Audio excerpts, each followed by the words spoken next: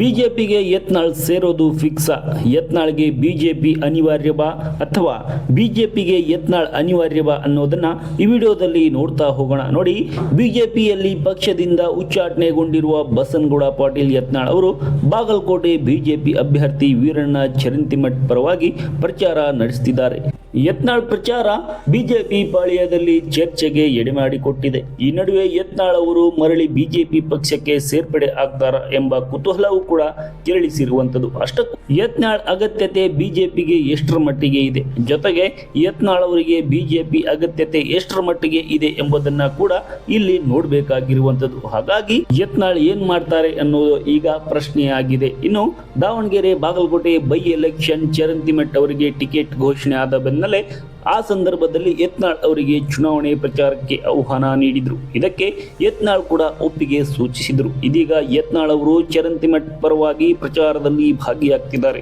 ಆದರೆ ದಾವಣಗೆರೆಯಲ್ಲಿ ಅವರು ಬಿಜೆಪಿ ಅಭ್ಯರ್ಥಿ ಪರವಾಗಿ ಪ್ರಚಾರ ನಡೆಸಿಲ್ಲ ಎಂಬುದು ಕುತೂಹಲಕ್ಕೆ ಕಾರಣವಾಗಿದೆ. ಇನ್ನು ಬಿಎಸ್ವೈ ಯತ್ನಾಳ್ಗೆ ಗ್ರೀನ್ ಸಿಗ್ನಲ್. ಇನ್ನು ಯತ್ನಾಳ್ ಪ್ರಚಾರದ ವಿಚಾರವಾಗಿ ಚರ್ಚೆ ನಡೆಯುತ್ತಿದ್ದ ಸಂದರ್ಭದಲ್ಲಿ ಮಾಜಿ ಸಿಎಂ ಬಿಎಸ್ ಯಡಿಯೂರಪ್ಪ ಅವರು ಗ್ರೀನ್ ಸಿಗ್ನಲ್ ನೀಡಿದ್ರು. ಯತ್ನಾಳ್ ಸೇರಿದಂತೆ ಯಾರೇ ಪ್ರಚಾರಕ್ಕೆ ಬಂದ್ರು ಅವರಿಗೆ ಸ್ವಾಗತ ಎಂದಿದ್ರು. ಇದರ ಬೆನ್ನಲ್ಲೇ ಯತ್ನಾಳ್ ಪ್ರಚಾರದ ಅಖಾಡಕ್ಕೆ ಧುಮುಕಿದ್ದಾರೆ. ಬಾಗಲಕೋಟೆ ಕ್ಷೇತ್ರದಲ್ಲಿ ಹಿಂದುತ್ವ ಮತಗಳು ಹೆಚ್ಚಿನ ಪ್ರಮಾಣದಲ್ಲಿ ಇರುವುದರಿಂದ ಯತ್ನಾಳ್ ಪ್ರಚಾರವು ಮಹತ್ವ ಪಡೆದುಕೊಂಡಿದೆ. ಇದರ ಮುನ್ಸೂಚನೆ ಏನು ಅನ್ನೋದನ್ನ ನೋಡೋದಾದ್ರೆ, ಯತ್ನಾಳ್ ಅವರು ಬಿಜೆಪಿಯ ಕೆಲವು ನಾಯಕರ ಬಗ್ಗೆ ನಿರಂತರವಾಗಿ ಆರೋಪ ಮಾಡಿಕೊಂಡು ಬಂದ ಹಿನ್ನೆಲೆಯಲ್ಲಿ ಅವರನ್ನ ಪಕ್ಷದಿಂದ ಉಚ್ಚಾಟನೆ ಮಾಡಲಾಗಿತ್ತು. ಬಿಎಸ್ ಯಡಿಯೂರಪ್ಪ ಕುಟುಂಬದ ಬಗ್ಗೆ ಹೇಳಿಕೆ ನೀಡದಂತೆ ಎಚ್ಚರಿಕೆ ಕೂಡ ನೀಡಲಾಗಿತ್ತು. ಅವರು ಅದನ್ನ ಮುಂದುವರಿಸಿದ್ರು. ಈ ಹಿನ್ನೆಲೆ ಪಕ್ಷದ ನಾಯಕತ್ವ ಯತ್ನಾಳ್ ವಿರುದ್ಧ ಶಿಸ್ತು ಕ್ರಮ ಕೈಗೊಂಡಿತು.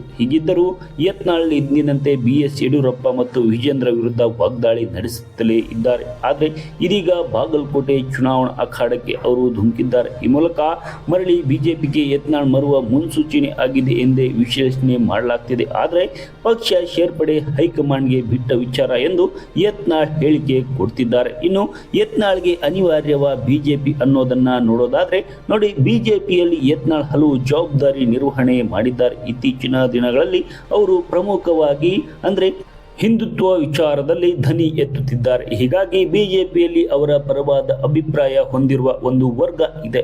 ಅಷ್ಟೇ ಅಲ್ಲದೆ ಯತ್ನಾಳ್ ಬಿಜೆಪಿಗೆ ಮರಳಬೇಕು ಎಂದು ಅಭಿಪ್ರಾಯ ಪಡುವ ಕೆಲವು ನಾಯಕರು ಕೂಡ ಇದ್ದಾರೆ. ಆದರೆ ಬಿಎಸ್ವೈ ಕುಟುಂಬ ಮತ್ತು ಆಪ್ತರು ಯತ್ನಾಳ್ ವಿರುದ್ಧ ವಾಗ್ದಾಳಿ ನಡೆಸುತ್ತಲೇ ಬಂದಿದ್ದಾರೆ. ಮತ್ತೊಂದು ಕಡೆಯಲ್ಲಿ ಬಿಜೆಪಿಯಿಂದ ದೂರ ನಿಂತರೆ ಯತ್ನಾಳ್ಗೂ ಅದು ಹಿನ್ನಡೆಯಾಗುತ್ತದೆ. ವಿಧಾನಸಭೆ ಚುನಾವಣಾ ಸಂದರ್ಭದಲ್ಲೂ ಕೂಡ ಅವರು ಬಿಜೆಪಿಗೆ ಸೇರ್ಪಡೆ ಆಗಲೇಬೇಕು.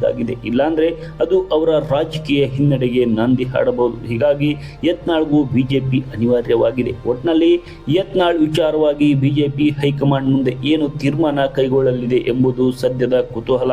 ಪಕ್ಷದಲ್ಲಿರುವ ಆಂತರಿಕ ಅಸಮಾಧಾನವನ್ನ ಬಗೆಹರಿಸಿ ಸಮಸ್ಯೆಯನ್ನ ಯಾವ ರೀತಿಯಲ್ಲಿ ಇತ್ಯರ್ಥ ಮಾಡಲಾಗುತ್ತದೆ ಎಂಬುದು ಕೂಡ ಇಲ್ಲಿ ಕಾದು ನೋಡಬೇಕಾಗಿರುವಂತದ್ದು. ಇನ್ನು ಇತ್ತ ಸದಾನಂದ ಗೌಡರು ಯತ್ನಾಳ್ ಬಗ್ಗೆ ಹೇಳಿರುವ ಹೇಳಿಕೆ ಕೂಡ ಸಂಚಲನ ಮೂಡಿಸಿರುವಂಥದ್ದು. ಬಾಗಲಕೋಟೆ ಬಿಜೆಪಿ ಅಭ್ಯರ್ಥಿ ಪರವಾಗಿ ಬಸನಗೌಡ ಪಾಟೀಲ್ ಯತ್ನಾಳ್ ಪ್ರಚಾರದ ಬಗ್ಗೆ ಪ್ರತಿಕ್ರಿಯಿಸಿರುವ ಸದಾನಂದ ಗೌಡರು, ವ್ಯಕ್ತಿಗತ ಮತ್ತು ಪಕ್ಷದ ಸಂಬಂಧ ಬೇರೆ ಬೇರೆ. ಚರಂತಿಮಠ್ ಅವರ ಜೊತೆ ಯತ್ನಾಳ್ ಉತ್ತಮ ಸಂಬಂಧ ಇದೆ. ಚುನಾವಣೆ ಗೆಲ್ಲುವಾಗ ಕೆಲವು ನಿಯಮ ಇರುತ್ತೆ. ಯತ್ನಾಳ್ ಪಕ್ಷದ ಗುರುತು ಬಳಸಿಲ್ಲ. ಪಂಚಮಸಾಲಿ ಸಮುದಾಯದ ಮತಗಳನ್ನ ಕ್ರೋಢೀಕರಣ ಮಾಡಲು ಬಂದಿದ್ದಾರೆ ಎಂದು ಹೇಳಿದ್ದಾರೆ. ಹಾಗಾಗಿ ಇಲ್ಲಿ ಬಿಜೆಪಿ ನಾಯಕರೇ ಇಂಥ ಹೇಳಿಕೆಗಳು ಯತ್ನಾಳ್ ಬಗ್ಗೆ ಹೇಳಿರುವ ಹೇಳಿಕೆಗಳು ಬಿಜೆಪಿಯಲ್ಲಿ ಯತ್ನಾಳ್ಗೆ ಅಗತ್ಯವಾಗಿದೆ.